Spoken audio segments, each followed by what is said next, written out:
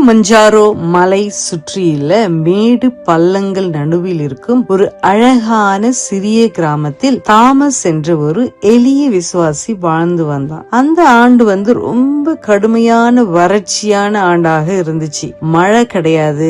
அவனுடைய வயல் எல்லாம் அப்படியே உலர்ந்து ட்ரையா இருந்துச்சு. அவன் என்ன செய்தான், ஐயோ நம்ம இவ்வளவு நாள் கஷ்டப்பட்டது வீணாகிடுச்சே, இந்த வருஷம் மழை இல்லையே. அதுவும் நாள் போக போக தாமஸ் மனசுல ரொம்ப கவலை அதிகமானது. அவனுக்கு வேற வழி தெரியாம அவன் என்ன செய்தான், கடவுளிடம் ஜெபிக்க ஆரம்பிச்சான். கடவுளே, நீங்க தான் ஏதாவது எனக்கு ஒரு வழி காட்டணும் அப்படின்னு சொல்லி ஜெபிச்சுட்டு அன்னைக்கு நைட்டு படுக்க சென்றான். அப்ப அவனுடைய கனவுல ஒரு காட்சி பாக்குறான். அது என்னன்னா, அவன் வயல் முழுவதும் நல்ல விளைச்சுடன் பச்சை பசையெல்லாம் இருந்துச்சு. அப்புறம் நிறைய மழை பெய்ஞ்சதை பார்த்தான். அதை பார்த்தது, அந்த கனவு பார்த்துட்டு காலையில எழுந்துக்கும் போது அவனுக்கு ரொம்ப சந்தோஷமா இருந்தது. தைரியம் பெற்றான். மழை இல்லைன்னா என்ன, விதை விதைக்க நான் போறேன், கடவுள் என்ன ஆசீர்வதிப்பார் என்று அந்த விசுவாசத்தோட என்ன பண்ணா, விதைய போட ஆரம்பிச்சான். இத பார்த்த அவனுடைய நெய்பர்ஸ் எல்லாம் என்ன செய்தாங்கன்னா, இவனுக்கு பைத்தியமா, மழையே இல்ல, எதுக்கு விதைக்கிறான், வேஸ்ட் தான் இது அப்படின்னு சொல்லிட்டு அவனை கிண்டல் பண்ண ஆரம்பிச்சாங்க.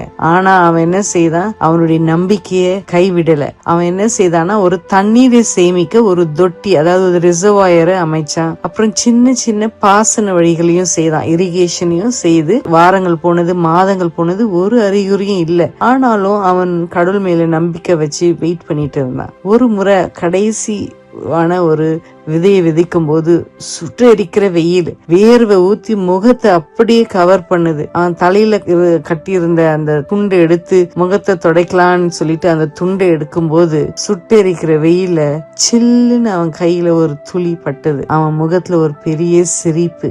மழை அந்த வெயில் அடிக்கிற நேரத்திலயும் என்ன செய்யுது, மழை பெய்ய ஆரம்பிச்சிச்சு. அவனுக்கு ரொம்ப ஆச்சரியம். அவனுக்கு பக்கத்துல இருக்கிற மக்கள் எல்லாம் சந்தோஷத்துல ஆர்ப்பாட்டத்திலையும் கத்துறத கேக்குறான். உலர்ந்திருந்த அந்த நிலம் மெதுவாக அப்படியே ஈரமடைஞ்சது. பிளந்த மண்ணு நல்ல மண்ணாக மாறியது. தாமஸின் வயல் அப்படியே முழுவதும் தண்ணீர் நிறைஞ்சது. அவன் செய்திருந்த தண்ணீர் தொட்டி என்ன செய்து நிரம்ப ஆரம்பிச்சது. தாமஸின் சந்தோஷத்திற்கு அளவே இல்லை. அப்பதான் எபிரேயர் 11:1 வசனம் அவனுக்கு ஞாபகம் வருது. விசுவாசம் என்பது நம்பிக்கையாய் இருப்பவைகளின் உறுதியும் காணப்படாதவைகளின் நிச்சயமும் ஆகும். இந்த கதையிலிருந்து நம்ம என்ன கத்துக்கிறோம்னா, நம்முடைய நிலைமை எவ்வளவு கடினமாக இருந்தாலும் நாம கடவுள் மேல் விசுவாசம் வைத்து செயல்பட்டால் கண்டிப்பாக அவர் சரியான நேரத்தில் என்ன செய்வாரு, நமக்கு அற்புதம் செய்வார். Good night.